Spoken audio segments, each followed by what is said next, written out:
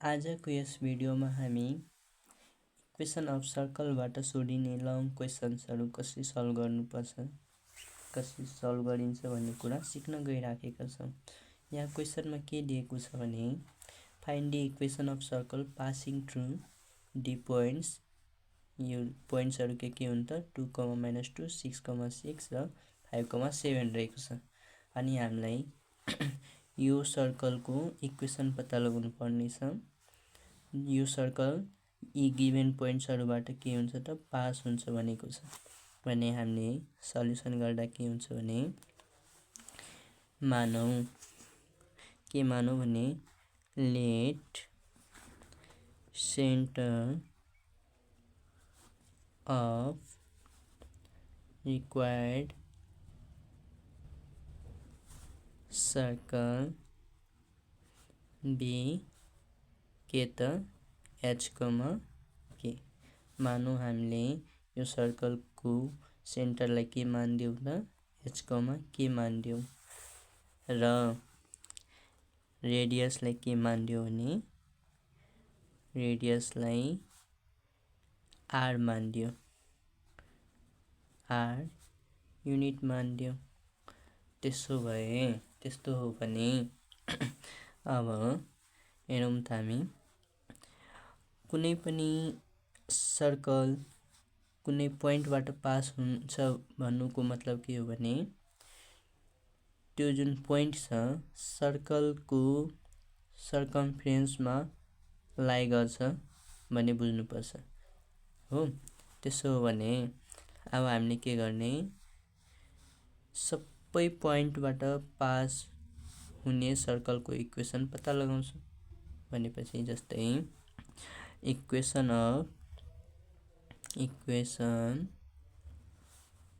Of circle passing through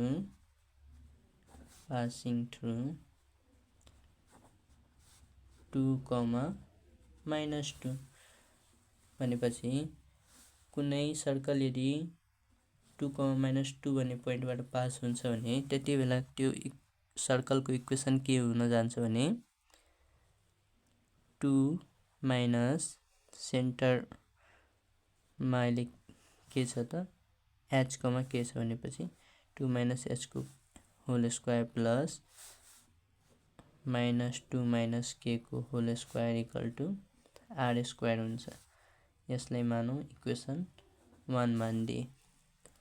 त्यसै गरी equation of circle passing through अर्को दुईवटा पोइन्टबाट पनि पास हुने सर्कलको इक्वेसन हामीले निस्काउँछौँ पालो गरी। अब मानौ equation of circle passing through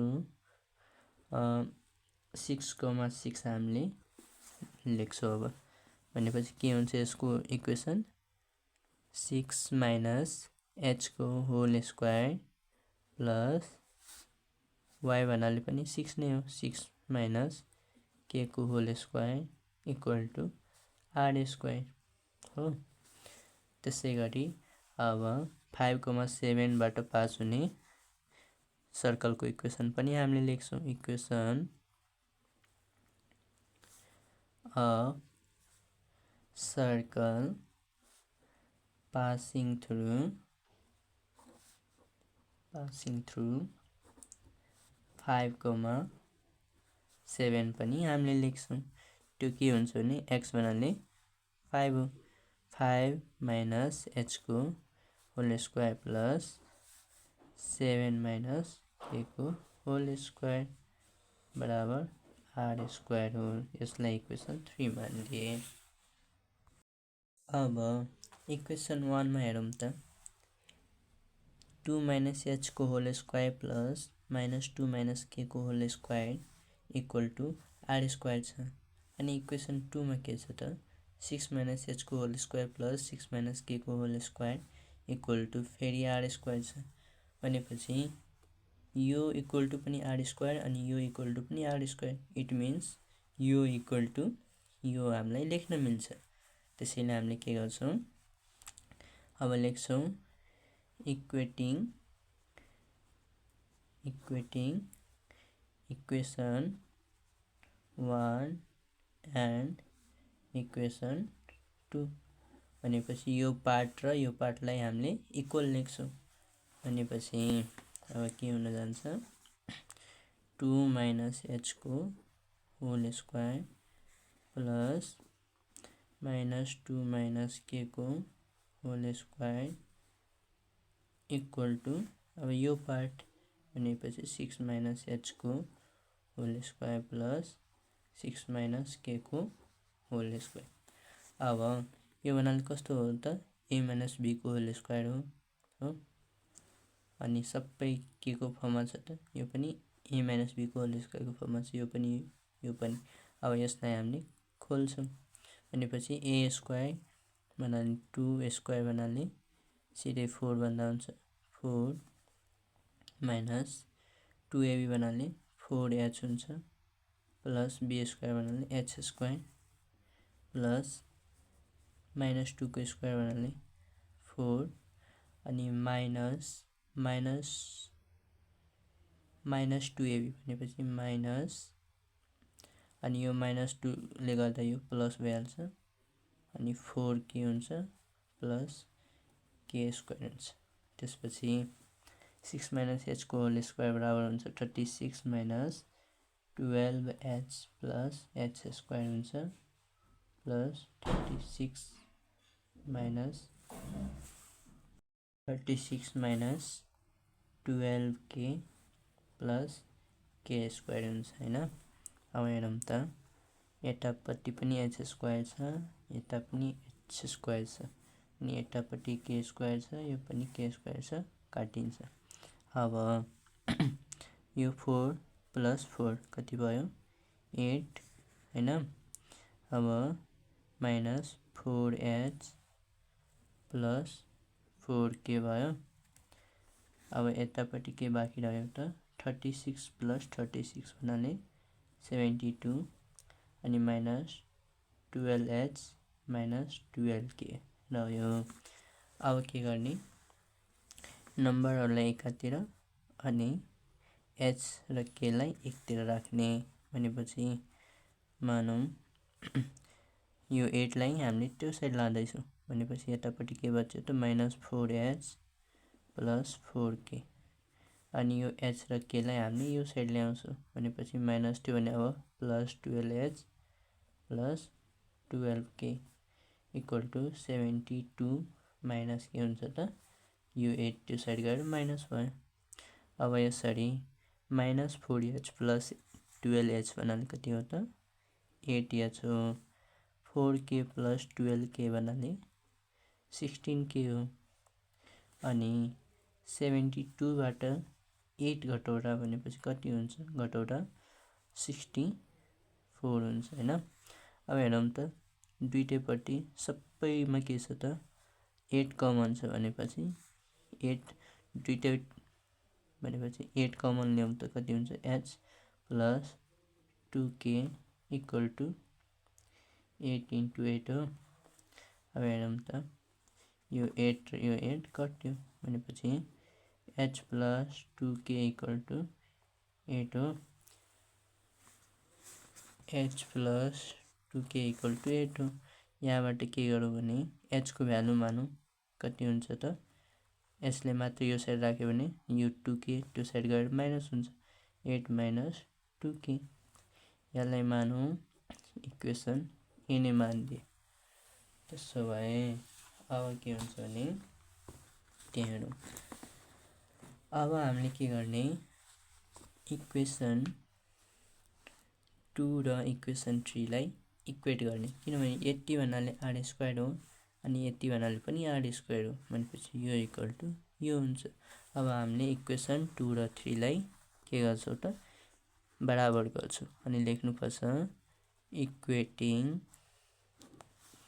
equation 2 and 3 अनि त्यसो भए इक्वेसन 2 मा के छ 6 minus h square plus 6 minus k को होल स्क्वायर इक्वल टू अब यो लेख्नुपर्छ यति भनेपछि 5 माइनस h को whole square plus 7 minus k को होल स्क्वायर।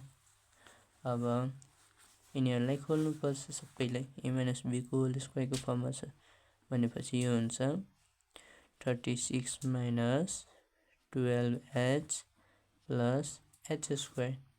त्यस्तै यो पनि 36 minus 12k plus k square हुने भयो ल।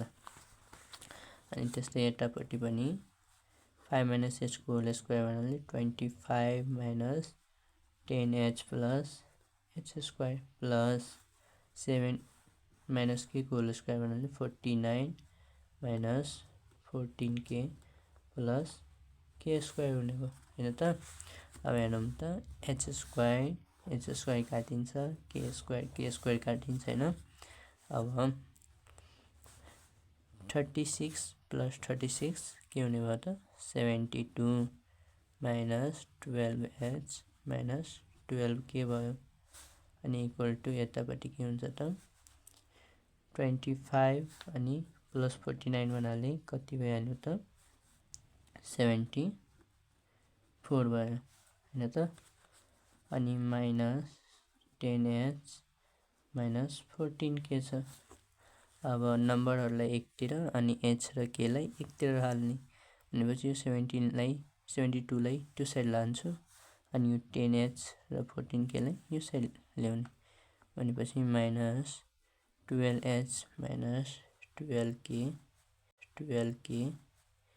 प्लस 10h हुने भयो, यो पनि plus 14k equal to 74 minus 72 हुने भयो। अब यसरी माइनस 12h प्लस 10h भन्नाले कति हो त माइनस 2h हो। अनि माइनस 12k प्लस 14k भन्नाले के हो त प्लस 2k हो इक्वल टु यता के पायौँ त हामीले 2 नै पायौँ।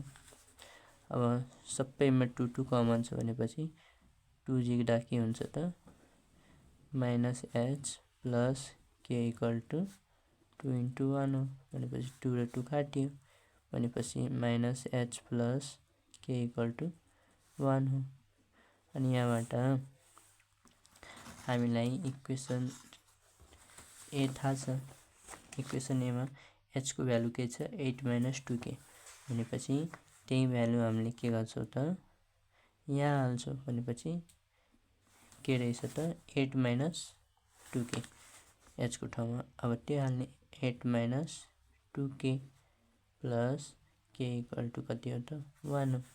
यसरी हामीले minus 8 plus 2k plus k equal to कति पाउँछ त 1 भनेपछि यो माइनस 8 त्यो साइड जान्छ प्लस भइहाल्छ अनि यतापट्टि 2k प्लस k भन्नाले 3k अनि 8 प्लस 1 हुने भयो यो साइड। अनि यसरी 3k इक्वल टु 9 अनि यहाँबाट हामीले k बराबर कति पाउँछौँ त 3 पाउँछौँ हो। अब यो k को मान के गर्ने भ्याल्यु पुटिङ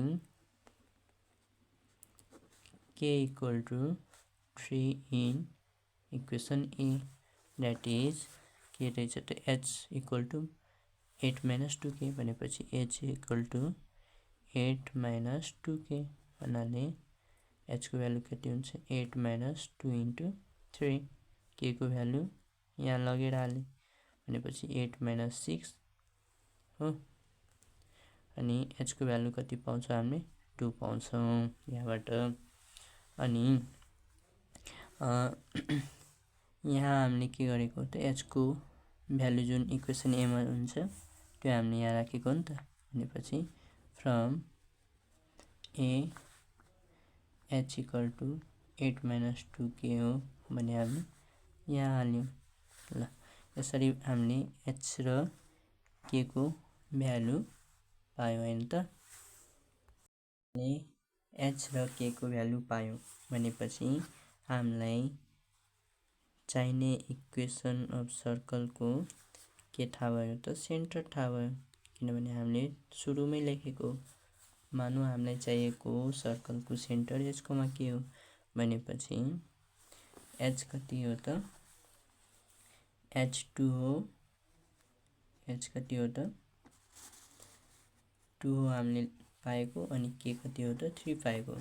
भनेपछि सर्कल के भयो त, सेन्टर के भयो त 2,3। अब यो h र k को भ्यालु हामीले यहाँ भएको तीनवटा इक्वेसन मध्ये कुनैमा पनि गएर हाल्छौँ भने हामीले के पाइहाल्छौँ त, हामीले रेडियस पाउँछौँ। अब हामीले त्यही गर्छौँ। भनेपछि putting h equal to 2 and k equal to 3 in मानौ इक्वेसन 1 मै हाल्छु भने के हुन्छ हेरौँ।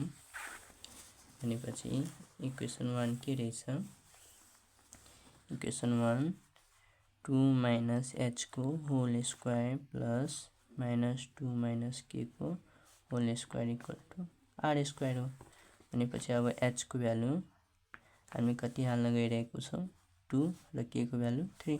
भनेपछि 2 minus h भन्नाले 2 होल स्क्वायर प्लस माइनस 2 अनि k को भ्यालु 3 को होल स्क्वायर माइनस 2 minus 3 को whole square equal to r square. अब हेरौँ त 2 minus 2 त 0 भइहाल्यो, 0 को स्क्वायर त 0 नै हुने भयो। अब रह्यो माइनस 2 minus 3 भन्नाले माइनस 5 को whole square equal to r square. अब माइनस 5 को होल स्क्वायर भन्नाले 25 हो, अनि यतापट्टि r स्क्वायर। अनि यहाँबाट हामीले के पाउँछौँ त r इक्वल टू √25 भन्नाले r बराबर 5 युनिट पाउने भयो हामीले हैन। अब हामीलाई थाहा छ कुनै पनि सर्कलको इक्वेसन पत्ता लगाउनको लागि हामीलाई सेन्टर र रेडियस थाहा हुनुपर्छ। हामीलाई त्यसो भए सेन्टर पनि थाहा भयो अनि रेडियस पनि थाहा भयो। अब हामीले इजिली चाहिने सर्कलको इक्वेसन पत्ता लगाउन सक्छौँ। त्यो के हुन्छ भने now equation of required circle के हुन्छ भने x minus h को whole square plus y minus k को whole square equal to r square. भनेपछि x minus h कति हो त 2 हो, त्यसैले 2 हाले h को ठाउँमा प्लस y minus k कति हो त 3 हो, त्यसैले k को ठाउँमा 3 हाले, अनि r कति हो त हाम्रो 5 हो, अनि r स्क्वायर भन्नाले 5 स्क्वायर। यहाँबाट हामीले के पाउँछ त चाहिने सर्कलको इक्वेसन पत्ता लगाउँछौँ। x square minus 4x plus 4 हुने भयो, अनि यसको y square minus 6y plus 9 अनि यतापट्टि 25। भनेपछि अब हामीले सर्कलको इक्वेसन थाहा पायौँ 13 अनि यो 25 लाई पनि यो साइड ल्याउँदा माइनस 25।